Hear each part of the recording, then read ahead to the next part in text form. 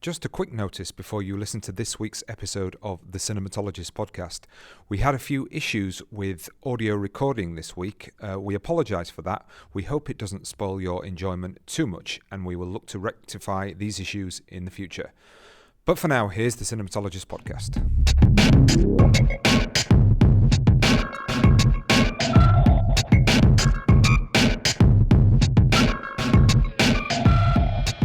Welcome to the Cinematologist with Dr. Neil Fox and Dr. Dario Linares. Dario, how you doing? I'm not bad, not too bad. Been an interesting week. Saw a documentary on the current state of higher education in the US, and it kind of obviously pertains to what's going on over here, called Ivory Tower. I watched that on Netflix last night, so that was interesting. Is that like a Netflix original documentary? Or? No, I don't think it is. It's from this guy. God, I forgot the name of the director now, but it was a CNN production, okay. And the guy had done something before on I think he'd done something on finance or economics or something like that on the institution. You know, obviously this is a subject that's really important over here with the new government coming in and questions about, you know, tuition fees and this kind of thing. Yeah. So I know with us obviously working in this environment, very very relevant. Indeed. To me and you. Yeah, and what we're going to look at over the next few years. Sure. So have you seen anything else that's been? No, but we're going to see. Taking some of the cinematologist regulars, to see Mad Max Fury Road this evening. I can't make that. Yeah, I mean, it's the only blockbuster I've really sort of taken an interest in after looking at the trailer. So, is that because you're a Mad Max fan? Yeah, well, I have been a Mad Max fan. Well, the first two, although actually the first 2.5, like the first 45 minutes of Mad Max Beyond Thunderdome is. It's almost like the Return of the Jedi. Yeah, it is actually. Yeah, it's very much like that. Drifts into like parody. Yeah, it does a little bit. But great reviews for Mad Max Fury Road, and as you know, I'm not the blockbuster, mad keen blockbuster fan of this group, so it should be interesting to see what. Sound like I am, you know. Well, I think you are slightly more than me. I'm probably more tolerant. Yes. Okay. That's true. And what about yourself? You've been sort of Ozoing all week, haven't you? Ozoing again. An Autumn Afternoon, which was his final film. I watched that, which was really, really sweet and much less cruel and very reflective. You know, very much a final film, even though I don't think he kind of knew it was going to be his final film. But there is a sense that he's looking back and looking back gentler, certainly than Floating Weeds. And so that was lovely. Another beautiful colour film. And and I watched a Big Star documentary, Nothing Can Hurt Me, which was interesting because I am kind of looking at writing a book on music documentaries. So and I'm a big fan of music documentaries and a big fan of Big Star. So that was one of those documentaries that kind of does all the same things that they all do now technically, and I don't think it ever quite knew what it was. The story it was really going to tell, whether it was going to tell the impact. And it's kind of interesting because they're very much a band that were beloved by critics and loved by musicians, but the public just kind of ignored them.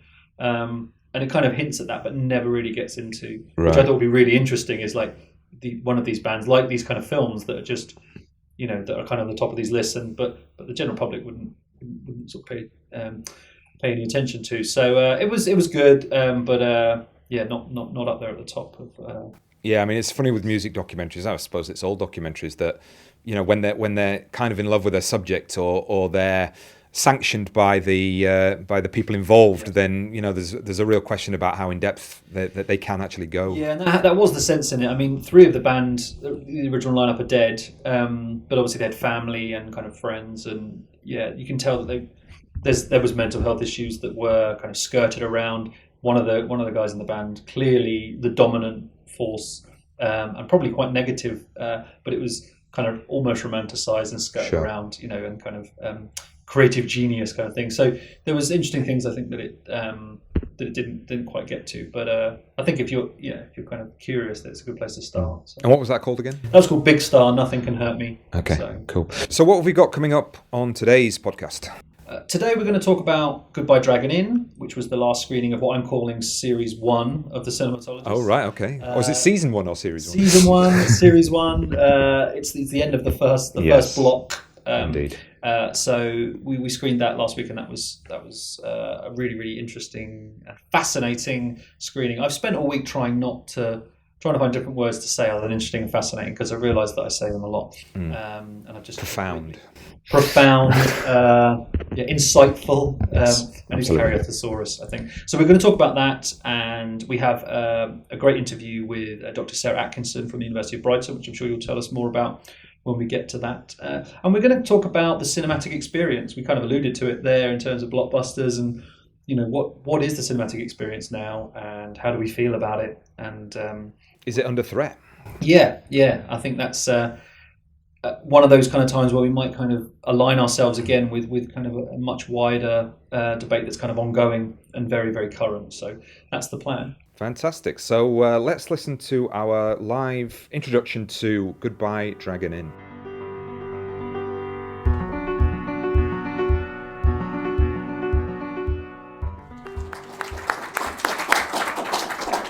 Welcome everybody. Welcome back to our regulars, and welcome to new faces tonight, which is always great. We just wanted to say thanks to everybody who supported the podcast. This is the last one of the term, and it wouldn't really work if nobody turned up. So we really appreciate you coming and supporting us. So that's great. And tonight's film has been picked by Neil. So Neil, do you want to tell us what it is and why you picked it? We are screening Ming-Liang Tsai's 2003 film Goodbye Dragon Inn. And I picked it for a number of reasons. It was a film that really affected me when I saw it. And one of the first films I put on the initial list of cinematologists' kind of screenings, because I thought it was a film that would allow us to hopefully talk about kind of a lot of different issues around kind of cinema at the moment, and that we kind of talk about a lot in our everyday conversation. I thought it was a really good film for that. It's a film which, when I watched it, it really made me think about my cinephilia. It really kind of sort of made me question my nostalgia for certain types of films, for a certain type of experience, and it kind of reminded me that that's a conversation that should be constantly ongoing. And I think what's interesting as well is teaching on a film degree, you're constantly being challenged to think about and be critical of your own cinephilia, because I think there is often, and we've talked about this before, there's often the kind of the danger that you kind of get very stuck, that the way you do things and the way you know things, Sure. and the films that are formative for you that's the only way to do things. And I think there's something about this film which really brings all those questions to the fore in such a beautiful and lyrical way. And also because I wanted to show it, because I think it's easily the most kind of, I'd say difficult, but the most different film we've kind of screened. Yeah. It's very art house, even though it's only sort of 80 minutes. It's very slow. It's very kind of deliberate in what it's doing, and I'm really curious to see what our audience will make of it in all those different ways. Yeah, excellent. So you've alluded to it a little bit there, but the film definitely references the experience of cinema and cinema as an environment and as a social function. So in what ways could you set up for the audience why this film is an allegory for the decline of cinema, perhaps? Well, it's interesting because I think it's an allegory for a decline of a certain type of cinema. It's when I saw the film and then sort of read into it, realised that it was this text which scholars really are really drawn to, because it's almost directly talking about everything that's part of the conversation now, which is cinema is dead. The art form is dead. The cinematic experience is dead. We are in the age of the franchise, and we are in the age of TV. And the film seems to be kind of really engaged with that, but not necessarily saying that cinema as an art form is dead, but a certain type of cinema maybe, and a certain way of kind of experiencing cinema is no longer the same as it was. Yeah. So I think it's sort of it's asking, is cinema in decline, but also saying that actually certain ways of experiencing cinema are definitely, they're in the past now, and it is about nostalgia and the way we think about. Yeah, I think so, and this might preface the conversation that hopefully will happen later on about the age that we are now in. Now we've got multiple platforms of consumption of film. We've got different ways in which the cinema experience as a space is conceived. We've got things like 3D, things like secret cinema. So, do you think that there is still a hierarchy in terms of the ways that we should watch, an idealized way to consume cinema, i.e. in this kind of environment and watching in that sort of concentrated, cerebral kind of way? I think that there is for scholars like us. I think there is for critics. I And I think there really is for filmmakers. I think filmmakers, by and large, want their films to be seen by a big group of people on the biggest screen possible as a communal experience. I'm not saying that's universal, and there are, but I think that there is that desire that the big screen experience and that is communal is. But whether is that's being retained. replicated by audiences is a different question. Exactly, yeah. So, and I think that there is maybe a disconnect between the filmmakers and the audience. You know, you only have to kind of think about the amount of the group of filmmakers who want to shoot on film and want to preserve film, and you know that it needs to be done. But if you ask 99% of the audiences whether they care, they would say we don't care. We just want to watch the movie and enjoy the movie on our own terms. You know, more and more. Exactly. So I think that there is.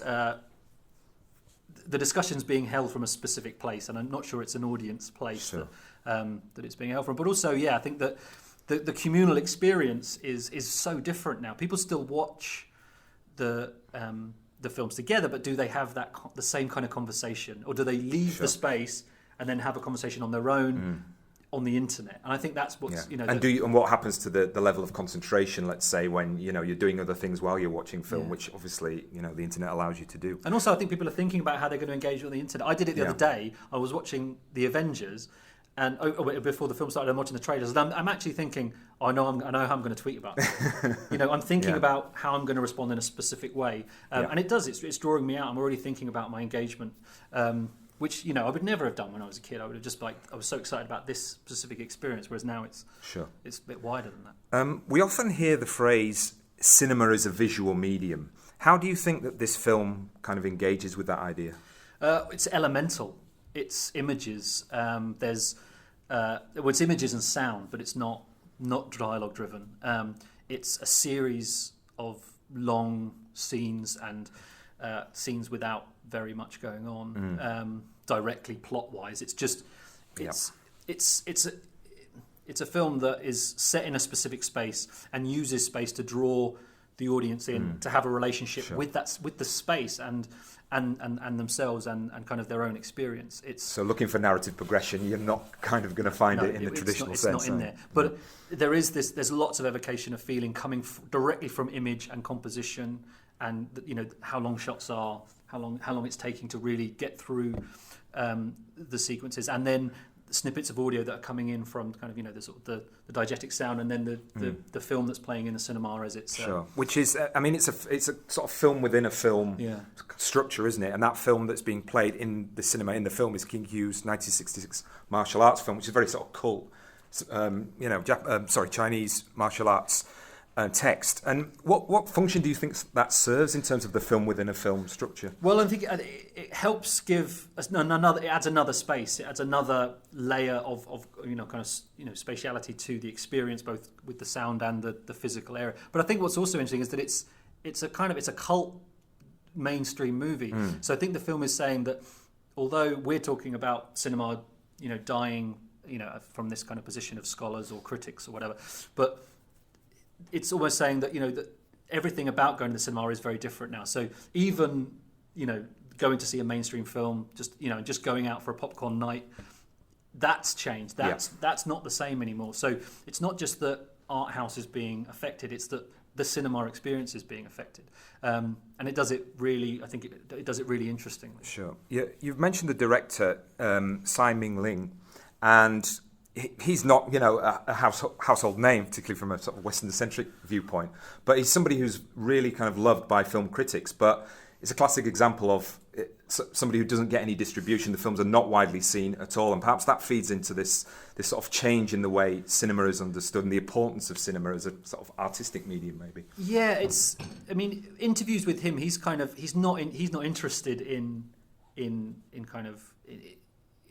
kind of career within a cinema context. He's a filmmaker who's kind of telling these things. He is beloved by critics. His most recent film, Stray Dogs, comes out here on DVD. I think there may be a cinema release, I'm not sure, but it's definitely coming out on DVD in June. And that was a film that played festivals all of kind of last year and was absolutely revered. And pretty much every critic, bar none, the main critics around the world who saw it at the main festival said, this is a masterpiece. Who's distributing it? No one. No one's going to pick it up because even art house distributors in this country know how they're going to make any return on it. He doesn't care. He's made the film. He's moving on. But there is this sense that he is a filmmaker that we need to see, and his films need to be available, even if they're seen by very, very few people. So he is really held up, and I think a lot of it comes back to this film. This is a film that critics and scholars really. It seems to be an important film for this discussion, and for, as I sort of alluded to earlier, a particular type of cinephilia, which is we go into the dark in a room of people and we watch this stuff and we talk about it. And none of us want to lose that, but we see every day that it is being lost, and it's being lost to a new experience and a new way of seeing films, which is, it's kind of scary, because as you get older, you want to protect the things that you want to protect. Sure. And what's interesting about this film is that it's not directly saying the death of cinema is a bad thing.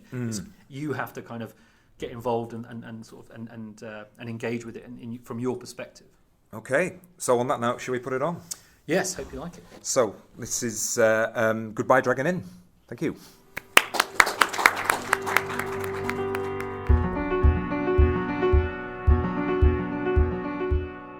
Okay, so you can hear the second part of our screening of Goodbye Dragon Inn a little bit later in the show. So Neil, do you want to tell us a little bit about Ming-Liang Tsai? Because he's got a new film out at the moment, hasn't he? Yeah, he's got a new film called, well, say new, it's been doing the rounds at the festivals for 18 months or nearly 2 years. It's called Stray Dogs.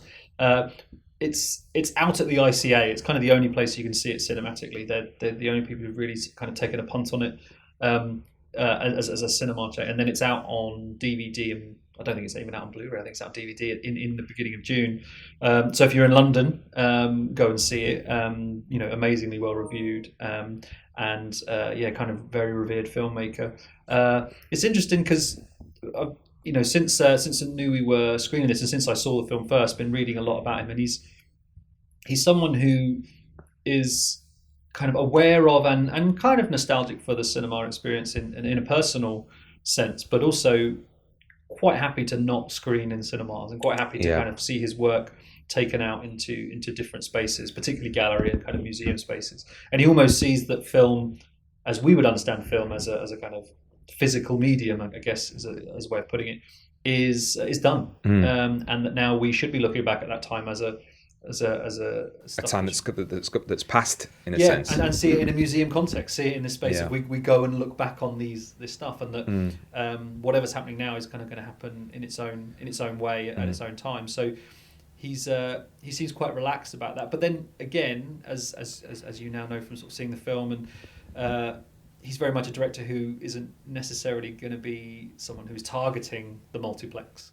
No, of course not. And what was I know it was on your mind was you were slightly trepidatious, I think, about screening this film, because it was probably it definitely was the most kind of difficult watch. I mean, again, how do you define sort of difficult? I think it's difficult with the context of the audience that we know is going to watch it, and them not watching a lot of films like that. So I don't think it's a difficult film if you kind of approach it in a certain way. But obviously, we have an audience that is still getting used to approaching films in that way. So that was and again, it was a bit of a, I was kind of concerned, but also kind of really interested to see what are they going to make of it, where this film, when nothing happens and or very little happens in the sense of what they would be expecting to happen. And just what you were saying there on Ming-Liang Tsai, who is kind of aware of the fact or open to the fact of there is a new path forward, let's say, in terms of understanding what cinema distribution, exhibition,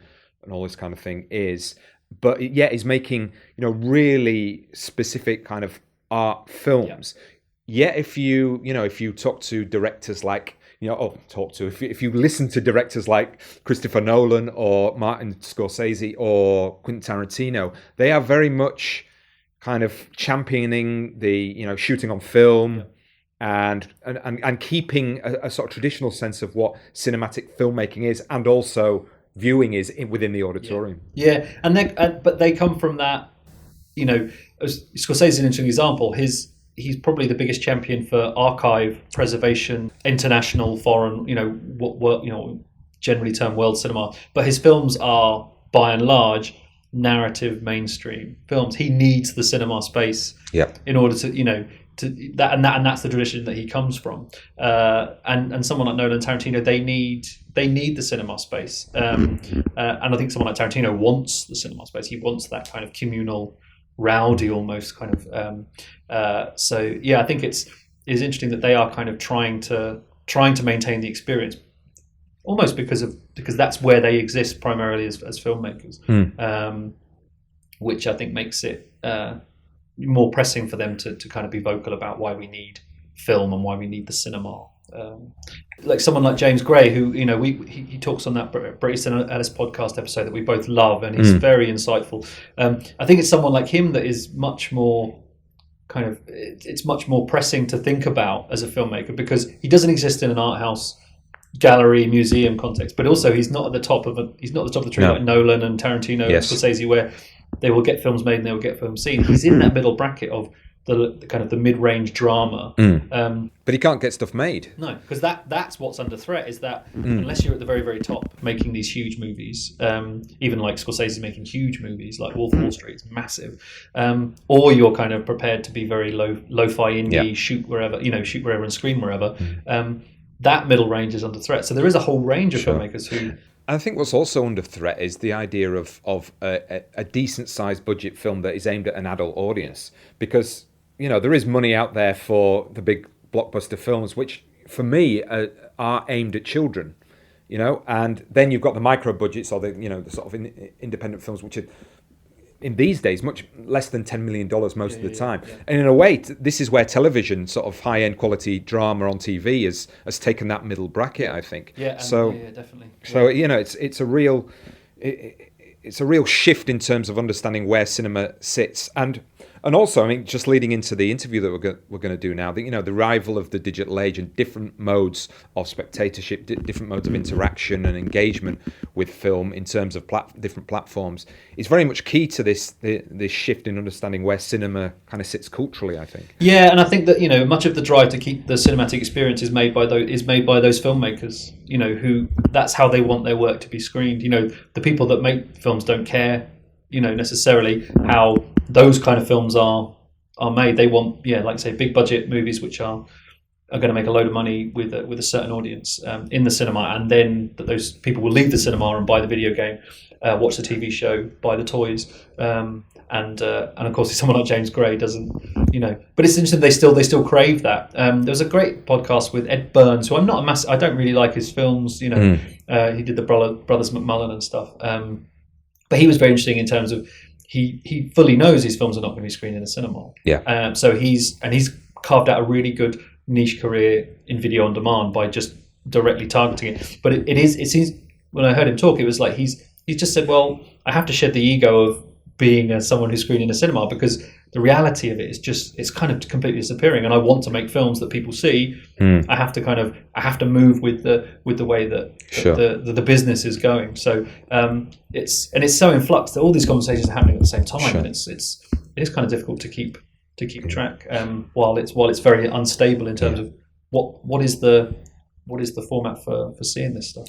So this ties in really well to the interview that I did last year with Dr. Sarah Atkinson, who's at the University of Brighton. She's an academic and a filmmaker, but also a kind of experimenter in form. And she also has written last year, this book called Beyond the Screen, which is a kind of outline or investigation of the different ways in which the digital age and different kinds of communication and different types of technologies have expanded what we might understand as cinema, and how that's challenged the very sort of traditional notion of what Foucault or Belleur might call the dispositif, the unique experience of cinema. Yeah. So let's listen to my chat with Sarah now.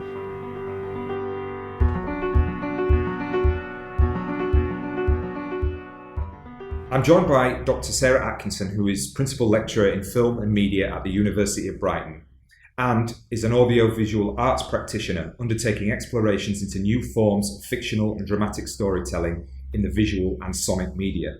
So would you say that if you go back to say the emergence of cinema when it first arrived, would you say that it was an economic or a technological or more of the formation of narrative film that sort of drives this notion of cinema that we like we take for granted. Yeah, I mean, it's a confluence of those factors exactly that you mentioned. There's a number of things there. Technology drives innovation, but then social practices, want to be technologically deterministic and say it was just the technology that drove the evolution of cinema. It's how people used it and responded to it. And then, the economies of cinema, obviously.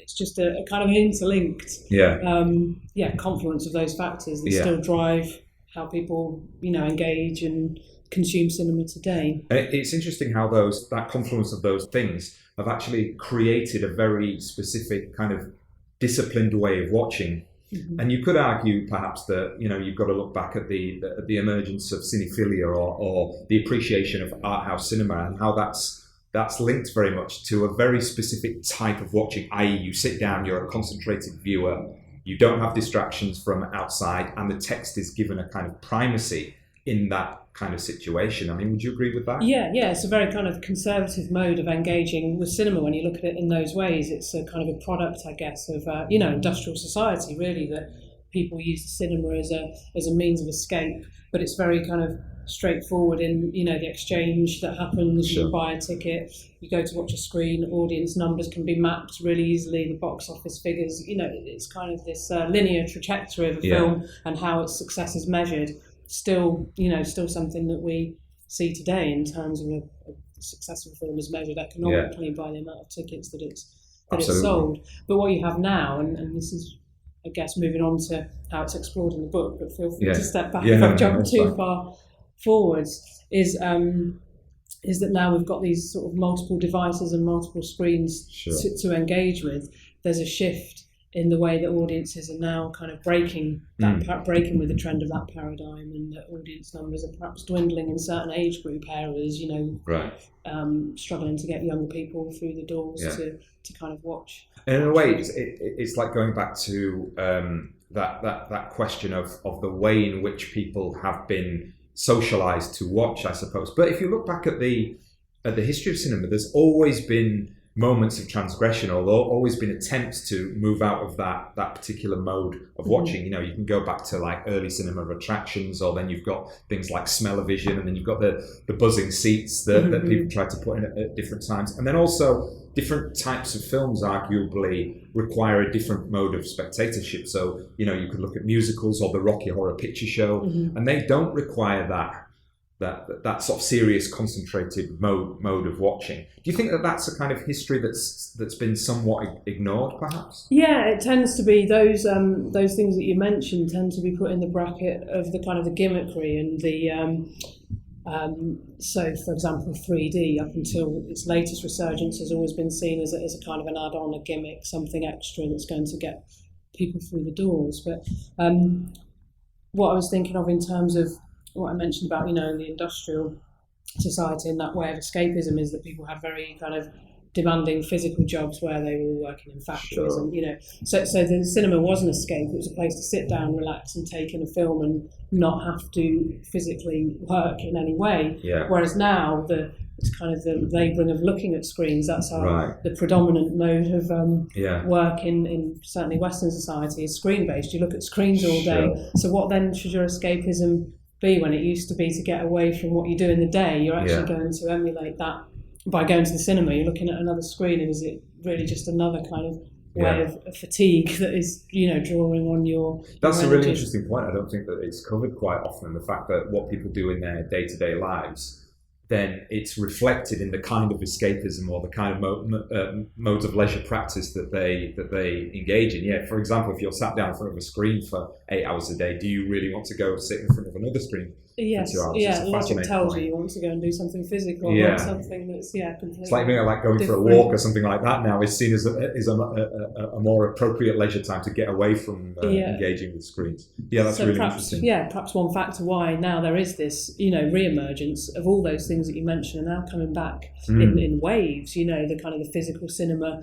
There was vibrating seats in the 60s, but now you have these 4D experiences that are popping up at theme parks, shopping centres, but now they're the kind of the main cinemas, I think, in LA. They're investing heavily in these, kind of platforms that move, things that spray in your face, fans, Absolutely. smells, all of those sorts of things seem to be making a big comeback. Well, I mean, that's the main focus of your book, isn't it? Which is entitled "Beyond the Screen: Emerging Cinema and Engaging Audience." And in a sense, I didn't get the impression of reading your book that you were talking about cinema in crisis. I mean, you use this phrase, "Cinema is in a perpetual state of becoming." And you explain that new frameworks for cinema engagement, which capture the physical, the cognitive, the corporeal, the visceral, and the haptic, which are all these things that you've just kind of described in a way. And we can talk about some of those examples. But do you see that cinema? Would you sort of disagree with this idea that cinema is in crisis, or cinema as we've known it is in crisis? No, it's an evolution. I think that's exactly what I mean by that statement. Is that it's shifting, it's changing, it has multiple meanings, and cinema in its form, that in the way that we described it when we first spoke about, the passive auditorium mode, is still a dominant mode to go and see cinema, in certain types of films obviously are suited to that environment. So I wouldn't say there's a crisis in that sense. Maybe, and we'll come on to it in film studies, you intimated there might be not a crisis again, but shifts, changes, Sure. Lots happening in response to this dynamically changing technological, economic, social landscape. Can we talk a little bit about the idea of mobile cinema then as well? Because I mean, this relates a little bit back to the history of understanding or defining what cinema, how cinema affects how we see the outside world. So you could go back to Baudelaire and then through Walter Benjamin and Frederick Jameson. And it's often been said that the 20th century has created a world that is viewed cinematically. So we, like for example, when 9/11 happened, everybody, one of the main comments was, this looks just like a movie. Whereas now you could argue that we see the world through a kind of browsing lens rather than a cinematic lens. So do you think that the arrival of digital technology, particularly things like social media, have really sort of changed the way that cinema is viewed and how we understand the outside world as cinematic?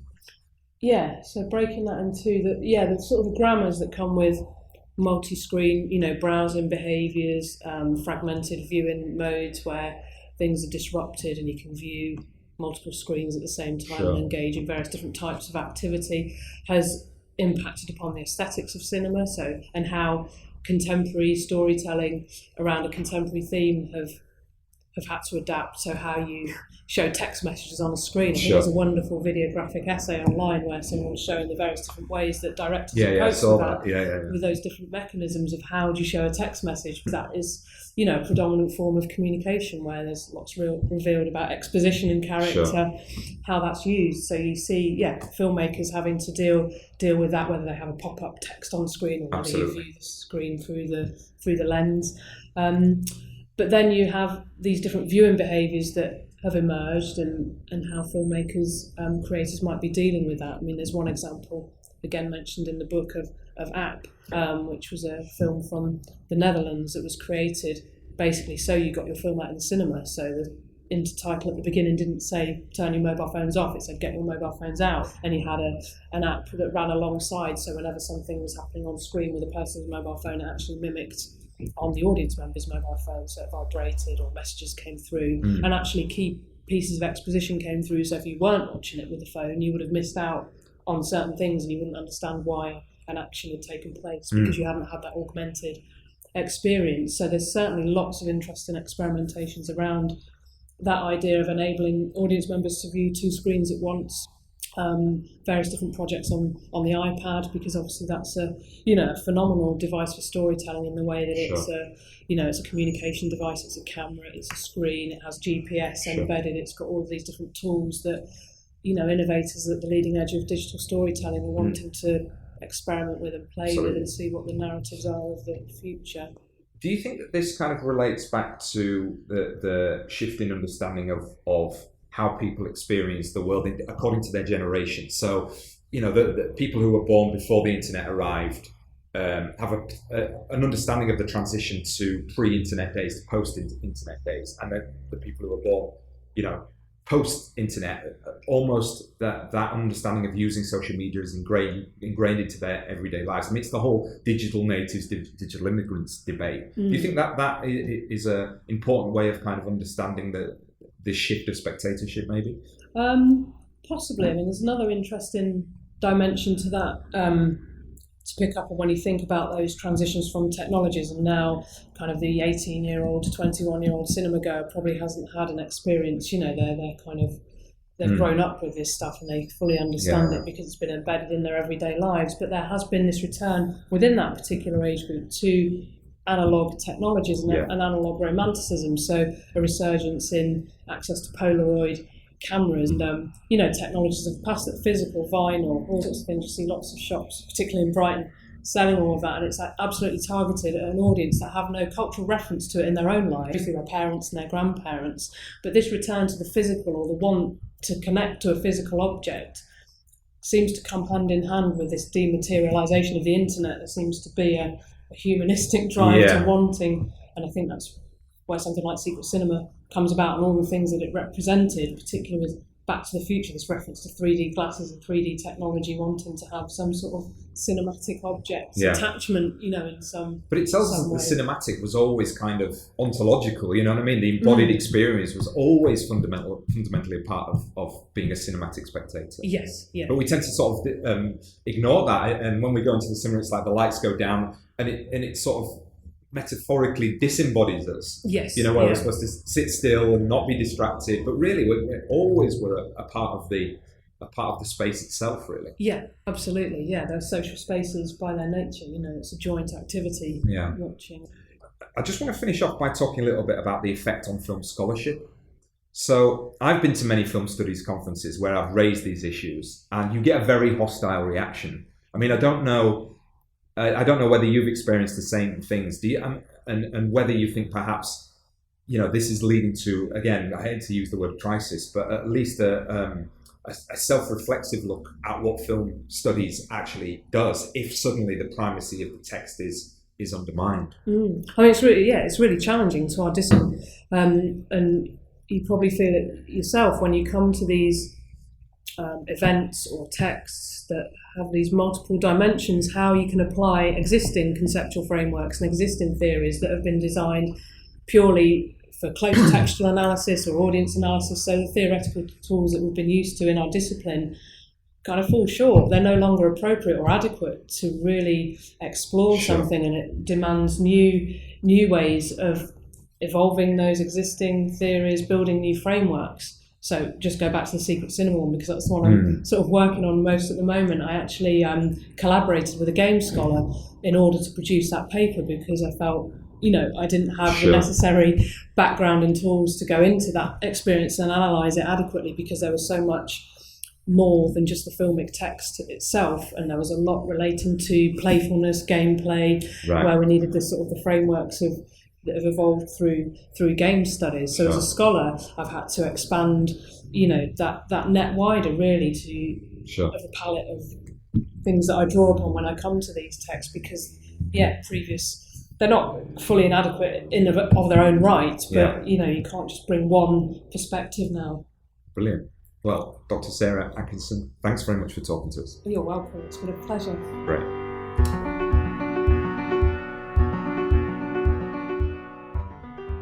Still to come, we've got our post-film discussion of Goodbye Dragon Inn, but now we're just going to kind of pick up on some of the stuff that was that came out of that really good interview. Dario, is the auditorium experience under threat as we know it, and to what extent, I guess, is? Well, if you look at the numbers, there has been a steady increase in cinema admissions from the 1980s. If you look at the UK numbers, if you look generally at the US and world numbers of people going to the cinema, there has been a steady increase. I think what has changed is the kind of broad availability of what's out there in the auditorium. So, we're in the multiplex era. If you go to a multiplex that's got 20 screens, when Avengers Assemble or Fast and the Furious, was it 7 or 8 now? Whatever. When that comes out, you've got 15 screens that are taken up. Yeah. And then where is the, possibility of seeing? And there may be a couple of films that are programmed against the big big Well, that was blockbuster. the thing. We tried to go and watch Far From the Madding Crowd down here in Falmouth, and it sold out. Sold out to the Grey Pound had and muscled in and taken all the seats. And our options apart from that were Avengers in 2D or 3D, Fast and Furious 7, or Unfriended, this kind of horror movie in the in the vein of kind of Paranormal Activity and that kind of low budget, Sure. high octane. But it also just shows that the Far From Madding Crowd was sold out. So and it relates back to Marigold Hotel, Best Exotic Marigold Hotel, which have done really well with the sort of quote unquote the older generation and the King's Speech and these kinds of films. So there's a massive audience out there for certain kinds of films that are not for 14-year-old boys, basically. But are they being catered for? I'm sure that they could have had another screening of Far From the Madding Crowd, or another auditorium viewing at the same time. But there was like 20 films. I mean, the guy from the BFI, I think it was Ben at the BFI, sort of spoke about this the other week, and there's a lot of talk about it. I think Francine Stock mentioned it on the radio program on the film program on Radio 4. There's 20 to 23 films being released every week. Where are they? I mean, if you're not in London or Manchester or Edinburgh, where are these films? And what's interesting is that I don't think that it's a stretch to say that something like Carol Morley's The Falling isn't going to find an audience. It seems like a kind of like almost kind of hysterical kind of ghost movie with a young cast, someone who one of the leads in Game of Thrones. Sure. There's the Kurt Cobain documentary Montage of Heck, which has been incredibly well reviewed. I'm sure that people in a university town would want to see a documentary about Nirvana. Where are these films? And I think that's what's really worrying is that I mean, it'd be interesting if you could break the demographic down in terms of overall numbers versus numbers for different types of films. And those figures will be out there, but maybe there's a sense in which, whether this is true or not, the perception that you go out to the cinema to see a spectacle, and you wouldn't go out to the cinema itself to see, let's say, The Falling or something like that, because you could catch that on demand, eventually on iTunes or Curzon or whatever the platform might be. So there's this sense of you need to go to the cinema, perhaps to have the auditorium experience. You need to be overwhelmed. It needs to be massive special effects. Big loud action. This type of stuff, and that has very much changed, like from the 70s, 60s, and 70s, when art films were the kind of films that you would go and see at the auditorium because there was something kind of cinematic about them that wasn't necessarily spectacle or action. Yeah, no, I think that's absolutely something that Goodbye Dragon Inn kind of alludes to, is that the cinema is now literally a spectacular visual experience. That's what you're going for. Anything else culturally, socially, personally is has kind of been wiped out. You can't go for any other reason other than just being bombarded with this kind of water cooler spectacle moment, and that's kind of sad because it's from what I've seen of The Falling, it looks deeply cinematic, but there is no home for that visual storytelling in the cinema experience, in the cinema space, which is just it's strange, because part of me thinks, okay, that's the way the medium is going, just go with it, because we can't change it. But there is a kind of sadness to it, and that's what I'm kind of interested in, why I like Goodbye Dragon Inn so much, because is it my personal nostalgia, or is there something that needs to be preserved about seeing certain types of films in these spaces? Sure. I mean, I'm in two minds. I mean, I don't know how you. Maybe you can sort of talk a little bit about this, about the notion of the auditorium experience being at the top of the hierarchy in terms of you can only really experience this, only really have the cinematic experience within the auditorium. So the lights go down, you're concentrated. Hopefully, you're not getting disturbed by people kicking your chair or popcorn eaters, but. You know what I mean? That is the absolute zenith of having this relationship with the film within the environment of the cinema itself. But yet there are kind of issues with that in terms of, again, what kind of films are you going to watch? What is the interpersonal relationship with a film? How much is it about the text itself, and how much is it about the experience of being in the cinema? And those two things are really kind of problematic questions, and it's one of the things that kind of we struggle with within the context of film studies. What are you actually studying? An experience, or is is the primacy of the text key, or does the environment give the primacy to the text in a certain kind of way? Yeah, no, and I think that is an important question to ask. And is it just me personally? I like it in a certain way, or do I feel that that is the best way to experience it? I mean, I kind of mentioned it in the discussion around Goodbye Dragon in that when I watched it at first, I watched it at home on my TV, and I loved the film. But I realised when I watched it in the cinema, when we all watched it together, the two things, and I think they're quite contradictory. One, there was so much I missed, obviously, the first time I watched it. And I'm thinking back, I think it's probably because I had my phone there, and I am kind of drifting out because it's such a slow film, or something happens outside, or my dog barks, as he frequently does when someone walks past the window. Yeah. And I'm drawn out of that. But in the cinema experience, I was drawn out by things that were being talked about in the film. It was so interesting because people walked out of the screening, as people kind of do in the film. People went to the toilet and I went to the toilet halfway through, and there's that great sequence in the film where there's this great kind of scene in the toilet, which is just absolutely wonderful. And then when I went to the toilet, I'm kind of thinking about, I'm kind of recalling that and the feeling of that scene. So there's so much going on. I think that's deliberate from Ming-Ling Tsai. But yeah, I don't know whether it is just me that loves seeing films in that way, that kind of states that that's the most important way to do it, or the most valid way of doing it, or whether that there is generally something in seeing films. But what's interesting, when we're as academics as well, we write blogs and we also write academic pieces about films. But I would never solely watch a film in the cinema if I was writing an academic piece about it. So I would have it on DVD, and you would play it over and over again and get all the details.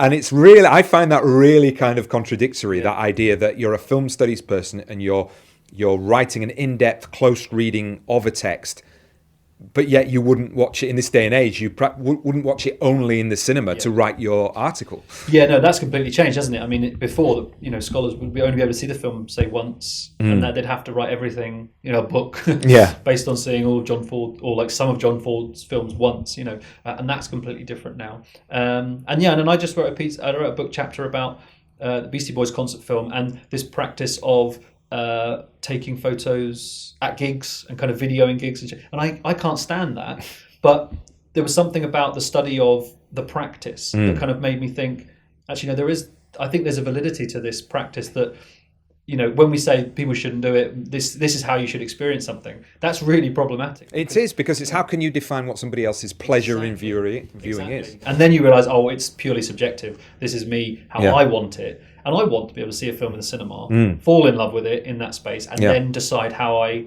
But it's like popcorn. I can't stand popcorn. I can't stand people who eat popcorn in the cinema. But yet, popcorn has kept the cinema industry alive in various times, in various ways. I mean, you are right. I mean, popcorn is horrid in the cinema. But I like popcorn at home. Yeah. It's like when I can just, and my girlfriend finds that particularly hilarious that, she's like, I didn't get popcorn. I was like, why didn't you get popcorn? I want popcorn at home. I don't want to hear someone else eating popcorn when I'm in the cinema. I mean, and when you say it like that, it's ludicrous. Yeah. And then you realise this is something that is going to be very difficult to ever kind of come to any consensus on. No, and maybe that's a good thing. Yeah. Yeah. Okay, so I think we should get into our discussion, or the audience's really interesting discussion of Goodbye Dragon Inn. So let's listen to that.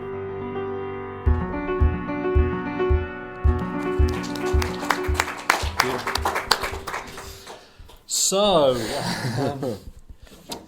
excited to hear what people thought of that. Dario, what did you think of that? Because you only came to the film quite recently. Yeah, that's right. I've seen it before, but only very recently. It's better on the big screen. That's for sure. It's so out of kilter with everything. 99.9% of films that we expect a mainstream film to deliver. You've almost got to reprogram yourself to watch in a certain kind of way, and that doesn't lend itself to watching on the TV or at home in that environment, which is kind of interesting because it's a film that's sort of alluding to the idea of the death of the cinema experience, and it's playing with those notions of nostalgia, because it's nostalgic for something that actually is. I wouldn't want to go watch a film in there. Yeah. And those great moments really about people disturbing you in the cinema. I thought it was ironic. A couple of people who walked out were on their phones, and it's just the irony of it was not lost on me, let's say. And the tension of somebody breaking the pistachio nuts just one after another, it builds up. And it's interesting because you sort of, there is sort of very little happens, as you said, but in a way there's sort of two unrequited love stories going on at the same time. I mean, was the ghost the projectionist? You know what I mean? Because she seems to be searching for him or looking for where he is, and then he turns up at the end because you don't see him throughout, but you never really sort of find out about who he is or anything like that. And then there's that sort of scene at the moment where she comes into the frame while he's going. But is that are you kind of imposing love story on it because I don't know. We need these conventions? Yeah, exactly. You know, I think that's what's really interesting about it. It's almost kind of challenging you to say, work out a story. You know, from these little fragments. Yeah. Well, it's requiring you to work very hard as an audience member because you know we're constantly fed. Aren't we? Exposition, we're fed fast cuts, we're fed action, and that becomes an expectation of what cinema should deliver, and this just doesn't. It's sort of pure art form, really, in and of itself, and it's so true that it's very difficult for an audience, I think, who are situated within the context of what the expectations of mainstream cinema should be, to sit through 80 minutes really of that kind of film. I mean, I don't know. Well, we'll see if it was. Sure. How did you feel about it on the big screen again? I loved seeing it on the big screen because I think it's such an interesting film about space and about the cinema space, and it's the way it kind of positions you as a viewer of other viewers and of the film that they're watching, and the way it puts you in that cinema. Kind of when I think about my early cinema experiences, a lot of the visual cues in my head are not necessarily particular films, but kind of queuing on a staircase. Yeah. Because there was only 3 screens, and like the big film, or waiting in a corridor. The first time I went to a projectionist room, it really draws out these kind of spatial memories that have nothing to do with films, but just kind of memories that I have of when I started watching films in that space. And that's what I loved about it. And it's, and also watching on the screen is you really get a sense of the time, because there's no distraction. There's just you and the, whereas obviously even at home, I just think, there's things I missed. I was probably just kind of, go off and do other things. Yeah, or just kind of, checking my phone or whatever, without even realising it, because there's so many subtleties in it. But one thing I did, which it did make me kind of smile, is I remember when I was young and I used to go to the cinema, and you kind of, as you're developing kind of cinephilia, it's so important to you, and the staff at these places, if they weren't like, I just felt kind of slighted if they weren't kind of as passionate as I was, and you forget that it's a job. And I think what's wonderful about this film is that it kind of says, while you're in there with that life goes on, and the people who are kind of making that experience it's just their job, and it's their, and it kind of challenges you to say, well, how do you feel about that? How do you feel about the fact that it's just a movie, but kind of when you're in there, there's nothing more important. Yeah. But like I just find it really fascinating in so many ways. But I might be in the minority. So, does anybody want to make a comment? As usual, please wait for the mic so that we can get it on the. On the. Go ahead. Please don't be shy if you want to say something that Yeah, no, I'm very interested. Obviously, it's not even if it's not like it was wonderful. Don't worry about that. We might struggle for that. Yeah, we might struggle for that, but just on the back, on the left hand side. Let me pass it down, Celine. It's all right. It's all part of the recording. I should have sat somewhere different. It's okay.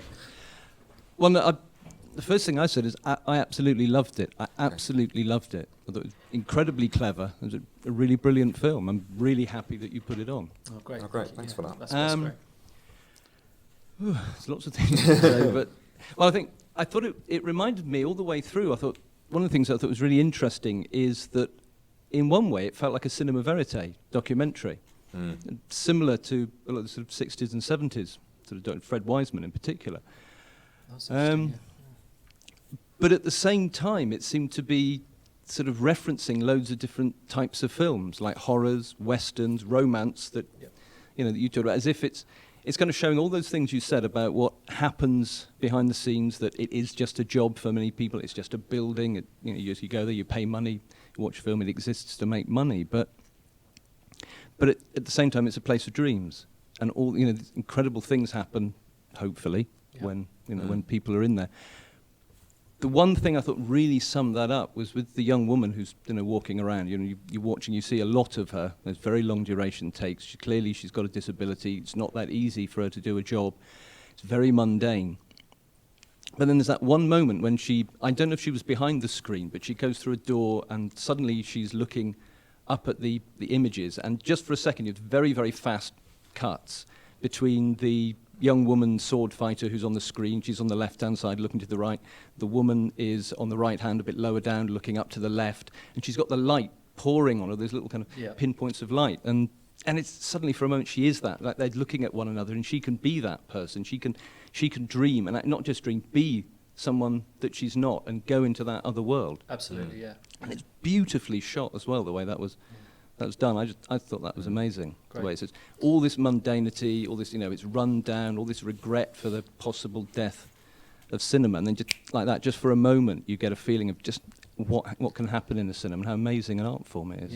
Yeah. I mean, that whole ghost sequence is very hot. The horror convention's really kind of stretched out, and the end kind of is that. The end reminds me of Singing in the Rain. Really conjures that kind of. I think it's. And the Purple Rose of Cairo kind of comes to mind. Yeah, in that sequence think about there, that as well. very much it's.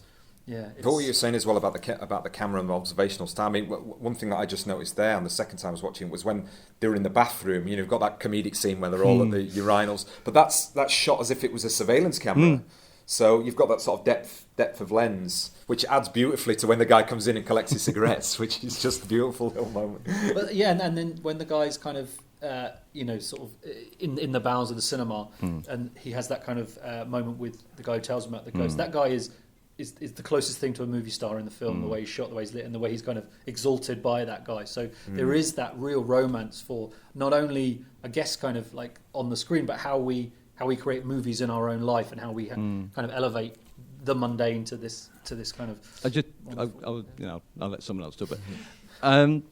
But that bit as well, I thought there was a lot of it that's very film noir, and that bit in particular, again, there was a fantastic bit of shot composition in the early part of that, where that person is standing closer, in the foreground. He sort of turned slightly to our. He turns to our left, smoke blows out the smoke, and it's blowing right across that other chap who we see a lot of wandering around, sort of there out of focus in the back, and just beautiful. Beautiful stuff. You could just absolutely fantastic. So, for all the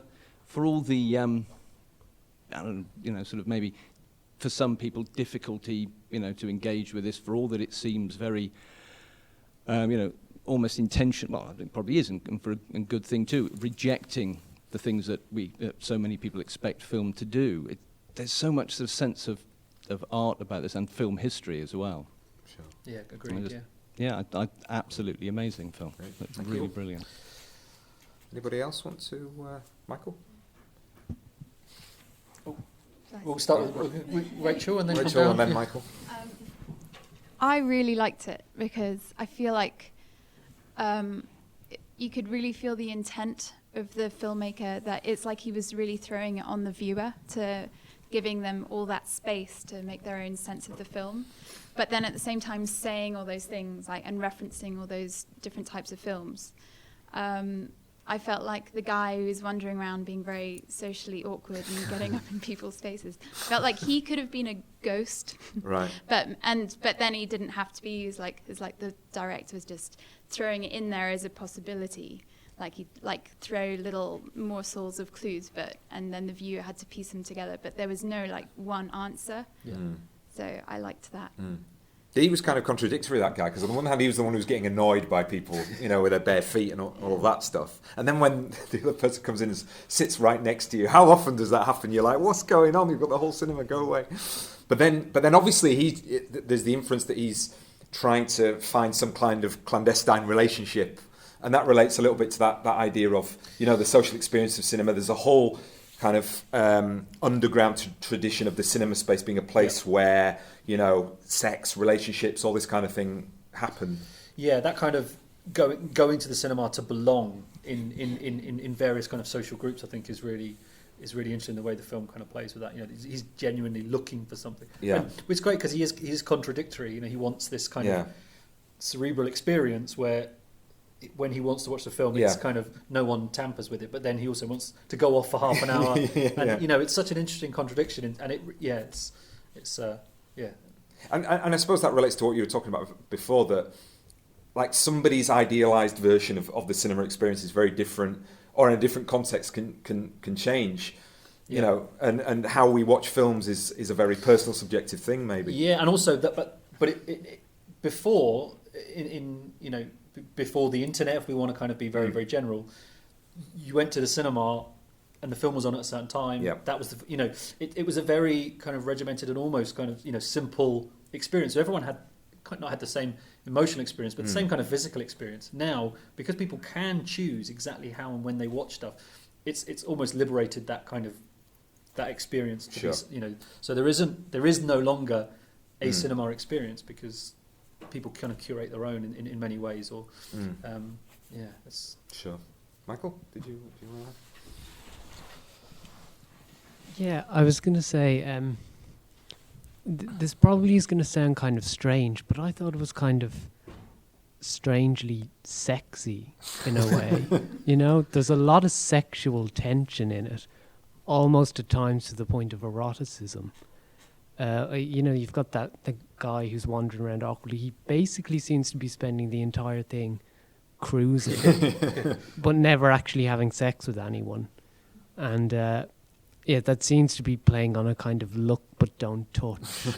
Movies can be sexy, but they're still a complete fantasy. Or there was the thing that kind of struck me the most. None of that felt like it should be sexy, but it was. Yeah. Mm. No, I completely agree, and I think there is that element to it. The voyeur, and how do you how do you make things? I think it's how do you make things real? He can't make it real.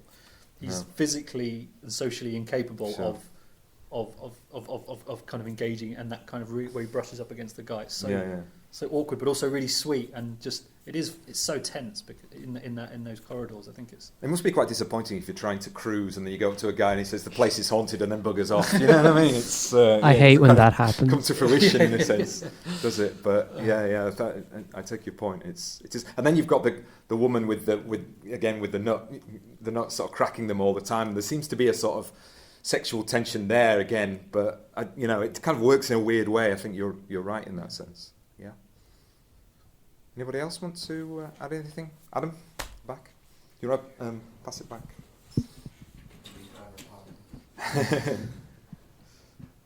Yeah, kind of on the opposite end of the spectrum to what Michael's saying. I kind of like the way the child was positioned in the film. Right. Children are often kind of painted as beings that can't really keep an attention span for more than like 5 minutes. But the child was consistently transfixed throughout the film. Yeah. Sitting there kind of slouched in his chair. If anything, getting more comfortable as the film went on, eating his food and whatever. And when the socially awkward guy initially came in, he kind of gives the child a look, maybe kind of like this envious look. It may be that he thinks the child shouldn't be there while he's doing what he's doing. But this just it kind of makes a comment on that, children, they can be transfixed for an hour and a half, 2 hours. They can enjoy something. They can just let it kind of wash over them and enjoy it. And something about the kind of like, nostalgic look that we can't get that back because we have so many distractions. We have so many things going on. We can't enjoy a film the same way as sort of the child can, which I just thought was quite interesting. I think that relates as well to the scene where it was sort of transfixed on the older guy's face, and you almost thought any moment he's going to start crying, and there's a sort of half smile. So it's played with that sort of melancholia, I think, maybe. Did people get who the old guys were? Because I didn't want to mention it before the film. Yeah, they're the actors. I think they meant. Yeah, I think they're meant to be the actors from the film. Right. So I think he's kind of that's what he sort of says. No one remembers us anymore. Right. It's them on the screen. Yeah, and I think that I'm supposed to be his grandson. Is it was a nice way of sort of like when they were walking out, holding his hand, and just sort of nice symbolism there. That I kind of. And it does. It makes you kind of yearn for that innocent kind of just spectacle where you just watch stuff and you're just blown away by the the big screen and this kind of visceral experience, and it does. Sure. Yeah. So because we're so critical now, you can't help it. But you can't separate it once you're doing that. That's it. There's no going back. Innocence There's lost. no going back. Yeah. It's interesting. Absolutely. Any final Jasmine, we'll go, one more and then we'll end for this evening. Oh, I'm stuck. Got wire problems this evening. There we go. Going back to the guy who was like almost crying, the actor, it was really strange seeing him because the film was like a complete rush of emotions for me. At the beginning, I kind of had that bored feeling of the slow pace just from being so used to certain kind of cinema. And I was like, oh yeah, I should get my phone out, oh, I should go do this and this. And then we see the guy who gets annoyed by people like that, and I suddenly felt really, self-righteous, like, yes, I don't like people doing this.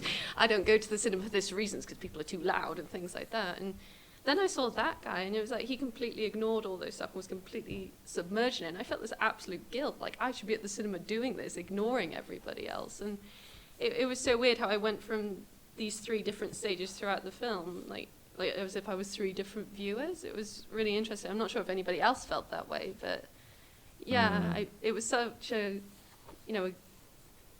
I just felt so guilty for just complaining about the film. I complained about the film, then complained about the audience, and then there was just this guy just completely loving films, having been in films and watching films. Same as with the child. Yeah, and I that's kind of that was my experience of watching it. Was like I sort of said, questioning how dedicated am I to kind of keeping this the preservation of this thing. What, and if we're and the podcast is very much kind of interested in that thing of like I can't save the cinemas. We can't go out and save the cinemas. They are changing those big rooms. They're kind of done. So, but sharing the experience and talking about it and sharing the films we can do that. And it kind of made me want to be more active. It made me want to share that film with people and be nervous and think, God, they're all going to hate it. And I love it so much. But also I think that it needs to be seen, and then people need to kind of to talk about it. And even if they don't like it, we need to talk about it. Because I think that the conversation is and the kind of that experience of getting together in a room and seeing it, I think is so important. And but I did feel guilty. I think, oh yeah, I do that. I'm on my phone or I'm, and it's. But that's a deliberate. To me, that's a totally deliberate thing in terms of constructing like a scene that is really, really long, and encourages you to then sort of think, right, how long am I going to be able to stand the length of this scene? And then within the scene, shows you people breaking the conventions. You know what I mean? So it's working in a sort of meta kind of way. So that's really it's provocative, really I think, in that sense. Yeah, for sure. And one of the longest shots is of an entirely empty auditorium. Yeah, you just exactly. see the seats, which I just think is brilliant. And you can feel it being pushed on you. It's for sure. Okay, I think we'll. Oh, Celine, maybe one more. Yeah, I mean, if people have still got more. Then that's fine. Just the last one. I don't know how close I'm supposed to hold the mic, but the other thing that I find really interesting is that it's so silent. There's no exchange. There's hardly any words spoken. But what I find really interesting is the sounds. The sounds throughout the film play an enormous role in leading you through the film. And the other thing that I found was, again, coming back to what has been mentioned already, is we're constantly looking for the story. And so throughout the film, you're trying to create this narrative, and you're starting it where he's approaching this guy, and you think he's going to ask for a lighter, but no, he just kind of stares at him really weirdly. There's moments when you think it's going to end, like that long scene of that empty cinema room, but no, it carries on. And so many scenes are led not only by the angle of the shot, but also by the sounds, and that I find really interesting. Sure. So you hear often the footsteps before you actually see the person, or the nuts before you see that lady, or it's always playing with your senses. I think it's. I mean, it's really good that you kind of pointed out, because earlier on we sort of said that film was a visual medium, and of course it's not a visual medium. It's an audio-visual medium. Even silent cinema, when it was first, sort of screened with accompaniment, be it kind of people talking over the top. Particularly in Japan, they used to have actors kind of doing performances or score. You can't experience it without the sound, and I completely agree that the way that sound is used and the way that the film sound is used, and when the dialogue drops in, you're almost tempted to kind of. He's almost saying, is the dialogue from the film related to what you're seeing in the auditorium? And I think it's synced up in a very particular way. Yeah. You know. So, I absolutely think it's key to the experience and creating that sense of space as well, like you say, where things are off. It's not kind of it's almost a surround sound experience without in that kind of modern way, but just you get a sense of where you are in that building and where other people are, and yeah, it's absolutely. And just one last point is the beginning of the film. I thought the sound was really excruciating pain. It wasn't a nice experience, and I thought if it lasts any longer, I might have to actually leave.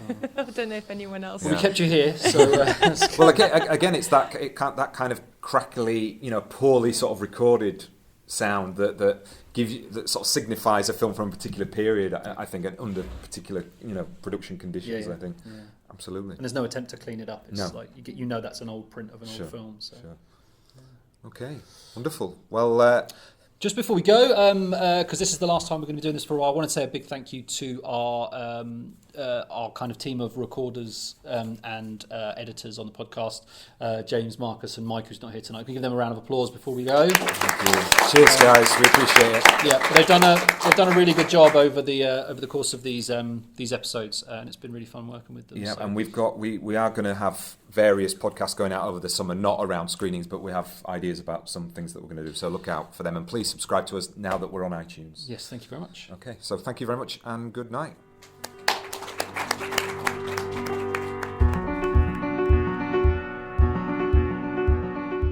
So, Neil, you must have been incredibly pleased with the reaction there. I mean, I thought that film, out of all the ones we've screened so far in the series, that seems to have got the most love. Yeah, it was really nice and kind of overwhelming, really, that people not only, I mean, some people genuinely loved it and thought it was, they seemed really pleased to have kind of been introduced to it, which is wonderful. But everyone really, it made people think about their response to the film and their response to kind of cinema in general, and that was really encouraging. That it just inspired such a thoughtful and engaging debate. Where you could see that people were really fascinated by what they see. And I love it when people get past the good and bad. Yeah, this is a good film, this is a bad film, which is all totally arbitrary and subjective. But when they say this film made me think about something, it drew out issues that I want to discuss, and it definitely did that. Yeah, definitely, and kind of people trying to get beyond the idea that film has to have